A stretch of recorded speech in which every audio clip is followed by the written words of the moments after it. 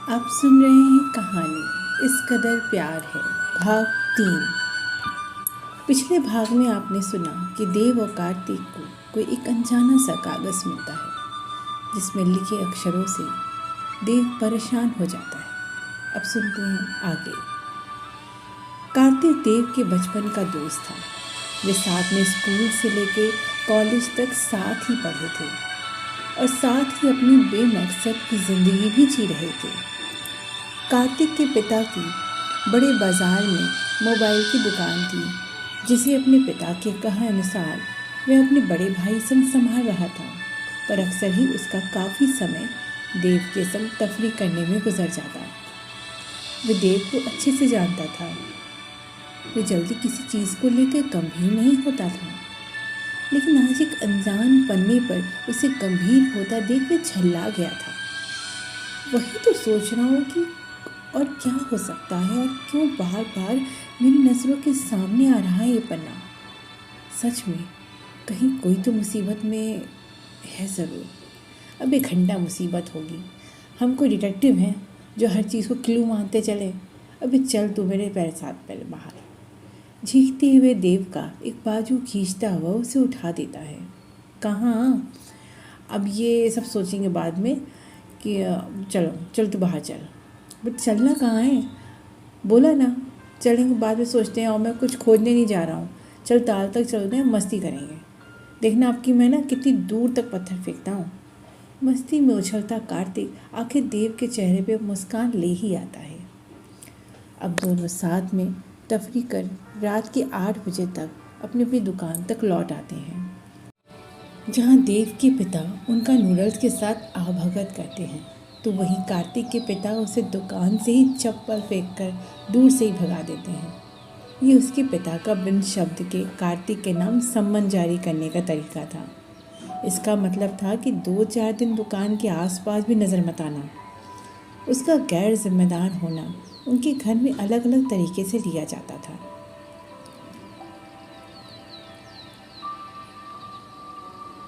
खैर कार्तिक को इससे कोई फ़र्क भी नहीं पड़ता। घर पहुंचकर भाभी खाना ले आएगी और माँ पिता और भाई से बचा लेगी, और सुबह होते हुए फिर देव के साथ बाहर निकल पड़ेगा। हमेशा की तरह सारी चिंताएं झटक कर आराम से उठकर टपरी के लिए कार्तिक देव के साथ सुबह सुबह निकल पड़ा था। आज वह इतनी सुबह निकला था कि देव के पिता की दुकान भी नहीं खुली थी, और कार्तिक को भूलने से अब वे उसके लिए अपनी दुकान के साथ वाली दुकान से खस्ता ले रहा था। खस्ता लेते उस अज्ञात कागज़ का ख्याल भी उसके मस्तिष्क में जीवंत था, बल्कि उसे बाद में एहसास हुआ कि कहीं उसका मन जानबूझकर तो उसे यहाँ नहीं ले खींच कर आया। वह दुकानदार देव को पहचानता था, इसलिए उसे आराम से बैठने को कहकर खस्ता खुद ही पैक करने लगा। देव भी बात करता करता उसके पास चला आया। उसने देखा वह किसी कॉपी से बड़ी बेरहमी से पन्ना खींच कर निकालते आलू मसाला रखे दोने को उससे ढक रहा था। देव जानकर उस कॉपी को देखने अपनी ओर उसे खींच लेता है। वे खस्ता पैक कर चुके थे, तो उसे उस कॉपी का देव द्वारा लेना बिल्कुल न खला। देव खस्ता लेकर जानकर एक बड़ा नोट उनकी ओर बढ़ा देता है।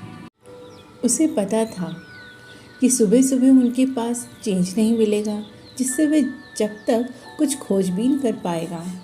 वाकई हुआ भी यही। नोट लेना उनकी मजबूरी हो गई। कोई और होता तो बहस करते हुए बड़ा नोट उन्हें लौटा देता। जब तक वह दुकानदार चेंज लेने गया, देव कॉपी को खोलकर देखने लगा।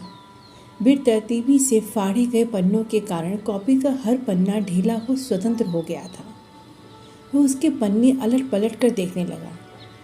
उसे खुद नहीं पता था कि उसकी निगाह को क्या तलाश है और क्या हासिल होगा उसे। बस सच में उसकी नज़रों के सामने लिखे 2-3 पन्ने आ गए, जिसे चुपके से फाड़ कर अपनी जेब में के सुपुर्द कर देता है। दुकानदार के चेंज लाते खस्ता लिए देव बाहर निकल जाता है, जहाँ कार्तिक खड़ा उसका इंतज़ार कर रहा था।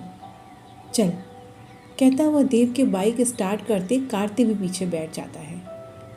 अपने मनपसंद जगह पे खाने के लिए बैठते देव का ध्यान फिर से अपनी पॉकेट में रखे उन कागज़ों पे चला जाता है। कार्तिक खाना शुरू कर देता है, पर देव पन्ने को निकालकर पढ़ने लगा था। आसमान नीला होता है, पानी चमकीला होता है, फूल जाने कितने रंग के होते हैं, पर मुझे कोई रंग याद क्यों नहीं आ रहा। शायद बहुत समय से मैंने उन्हें देखा ही नहीं। मैं रोज़ एक खत लिखती हूँ और तुम्हारे जवाब का इंतज़ार करती हूँ कि एक वो दिन आएगा जब मैं तुम्हारे साथ इसी खुले आसमान के नीचे मखमली घास पर तुम्हारी बाहों में सो जाऊँ। बहुत गहरी नींद। वे अगला पढ़ना पड़ता है। मुझे बहुत डर लगने लगा है, जैसे हर पल मेरी सांसों की डोर धीमी होती जा रही है। मुझे अंधेरे से बहुत डर लगता है, पर मेरे आसपास इतना अंधेरा है कि मैं चाहे आंखें खोलूं या बंद रखूं, मुझे सब स्याह ही दिखता है। मुझे बचा लो, मुझे अंधेरे में गुम होने से बचा लो। अभी क्या पढ़ रहा है, मास्टर बनने वाला है क्या? कहता हुआ कार्तिक देव को ज्यों ही छूता है, वे अपने स्थान से उछलता हुआ कसकर चौंक जाता है। क्या हुआ, तू इतना तेज डर क्यों गया? आधी कचौड़ी जैसे उसके दांतों के बीच अटकी रह गई और वे आंखें फाड़े देव को देखने लगा, जो हकपकाया हुआ बोल रहा था।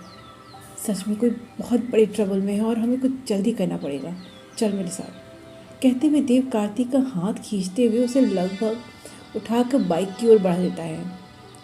सब कुछ इतनी तेजी से होता है कि कार्तिक कुछ रिएक्ट ही नहीं कर पाता।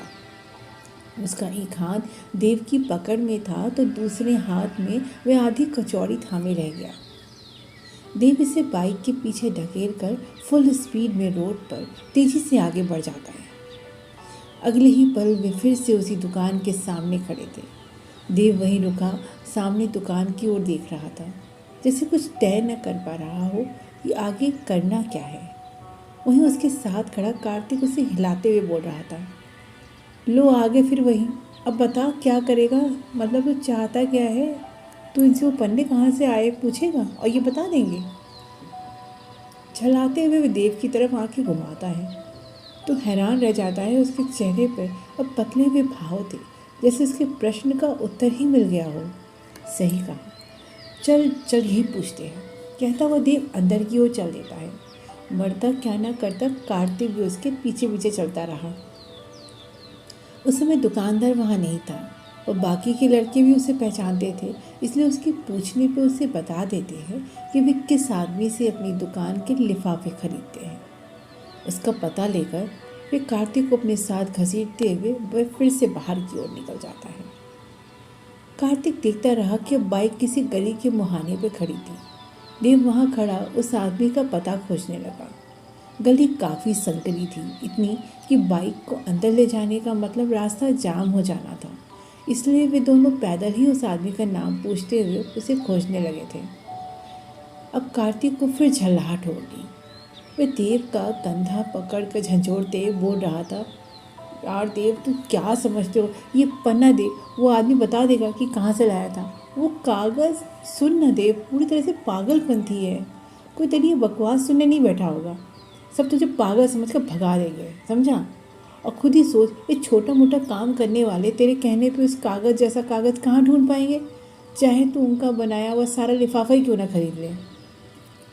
ये सुन देव चलते चलते पलट कर कार्तिक की ओर देखता हुआ कहता है, हाँ तू सही कहता है, बिल्कुल मैं यही करता हूँ, कहकर देव और तेज कदमों से आगे बढ़ जाता है और कार्तिक मुंह खोले वहीं खड़ा रह जाता है। उसे लगा अनजाने में वे अपने सर पर खुद ही घंटा बजवा रहा है। देव तब तक किसी आदमी से बात कर रहा था। कार्तिक भी उस ओर बढ़ गया। वे देखता है कि देव बात करते करते उस आदमी के साथ उसकी गुफा नुमा घर में समा जाता है। उन संकरे हवा बंद डिब्बों जैसे घर में कार्तिक कतई नहीं जाना चाहता था, इसलिए वे बाहर खड़ा उसका इंतज़ार करने लगा। अगले कुछ पल बाद देव बाहर आता है। आते ही कार्तिक को बोलता है, चल। देव के साथ चलते चलते वे उसके हाथों के बीच लिफाफों का एक गड्ढा देखता है। ये क्या है, तूने सच में इतने सारे लिफाफे खरीद लिए? कार्तिक हैरत से देखता रहा। तो क्या हम ये सारे लिफाफे खोल कर देखेंगे? ये कहते हुए कार्तिक देव का चेहरे के भाव पढ़ते हुए कहता रहा, और तुमको लगता है कि इससे कुछ होने वाला है? तो सुन मेरी बात पहले, ये सब ना इधर उधर घूमने वाले ना कबाड़ी वालों से कागज़ खरीदते होंगे, उनका पता कैसे करोगे? सच कहता है यार, तूने अब सही बात कही, असल में उन्हीं का पता करना चाहिए। देव अपने सर पर हाथ मारता उसकी ओर गौर से देखता है। इससे कार्तिक और झुंझला गया। देख, ये पागलपंती तू ही कर, मुझे ना तेरा कुछ समझ में नहीं आ रहा। अब यही रह गया करने को, ये कबाड़ी वालों के पीछे पीछे घूमता फिरूं। अभी ना मेरा बाप चप्पल ही मारता है, फिर ना अपने दोनों हाथों से जूता लिए मेरे पीछे पड़ जाएगा। बात करता है। बुरी तरह से खींचते हुए कार्तिक बोलता रहा, तुझे क्या लगता है तू जाएगा और पूछेगा वो वल्ले बैठे होंगे कि ये पन्ने कहाँ से आए, उसके संग ना तेरे संग जैसे ही मिलके बताने लग जाएंगे। और तू ये ना सोच लेना कि मैं ये करूँगा तेरे लिए, ठीक है ना, किसी भी कीमत में नहीं। कहता हुआ कार्तिक अपने चेहरे के भाव और सख्त करते हुए उसे घूरता रहा। इसके विपरीत देव पर इसका लेख मात्र असर नहीं दिखा। वह उतने ही सहज भाव से कहने लगा, तू ना एकदम सही आइडिया देता है। कल अपन भाई लोग घर से पुराना कपड़ा पहन कर आएंगे, ये तय रहा। चल अब घर चलते हैं। देव जिस सहजता से कहता बाइक में बैठा कार्तिक उसे उतनी ही मरमरी आंखों से देखता हुआ खुद पर सर ही ठोकता हुआ बुदबुदा उठा, कार्तिक तू सच में गधा है। तू मना नहीं कर रहा है बल्कि तू आइडिया पे आइडिया दे रहा है उसे। मारो, मुझे मारो। सही कहता है मेरा बाप जो मुझे मारता है। खींचता हुआ कार्तिक अपने ही सर के बाल नोचने लगा था। देव उसकी हालत पर धीरे से हंसता हुआ उन लिफाफों को डिक्की में रखता हुआ बाइक स्टार्ट कर देता है। फिर किसी उपयुक्त स्थान में रुके वे सारे लिफाफे खोलकर देखने लगे थे। देव जिसे तल्लीनता से कर रहा था वही काम कार्तिक मुंह बनाए हुए कर रहा था। आखिर उन लिफाफों में से 2-3 वैसे ही लिखे हुए पन्ने अब फिर से उनकी आंखों के सामने थे। कार्तिक बस हतप्रभ देखता रहा कि देव कितनी तन्मयता से उन कागज़ों को पढ़ रहा था। कब दिन होता है और कब दिन ढलता है मुझे पता ही नहीं चलता। मैं तो बस तुम्हारे आने की राह पर आंखें लगाए बैठी हूँ। तुम्हारे इंतज़ार में एक एक लम्हा मुझे मेरी मौत तक चुपचाप लिए जा रहा है। क्या तुम्हें याद नहीं अपनी नीमा, तुम कब आओगे? अब और मुझसे खत नहीं लिखे जाते, हाथ दुखता है मेरा।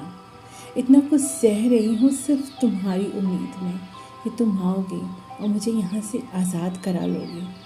आज़ादी मुझे यही चाहिए, तुम्हारे साथ का बंधन। मुझे अब इंतज़ार है तुम्हारा। वे अगला पन्ना पढ़ने लगा। मुझे से खड़ा नहीं हुआ जाता। बैठी बैठी बस तुम्हारे नाम के अक्षर का दाग मेरी कलाई की नसों के साथ धड़कता रहता है, उसे निहारते वक्त कब पता ही नहीं चलता। लगता है जैसे मेरा दिल तुम्हारे नाम के अंदर समा गया है, जिसका स्पंदन हर पल महसूस थे मैं खुद को जिंदा महसूस करती हूँ। तुम्हारे आने तक मेरा इंतज़ार जिंदा रहेगा, मेरी पुकार, मेरी आवाज़ शेष रहेगी। ये पढ़ते देव की आंखें डबडबा गईं और चेहरे पर मसाब पसीना झलक आया। ये देखते कार्तिक तय नहीं कर पाया कि देव का चेहरा पसीने से भर उठा है या आंसुओं से। अब क्या करेगा देव और कार्तिक, जानने के लिए सुनते रहें इस कदर प्यार है भाग 4। धन्यवाद।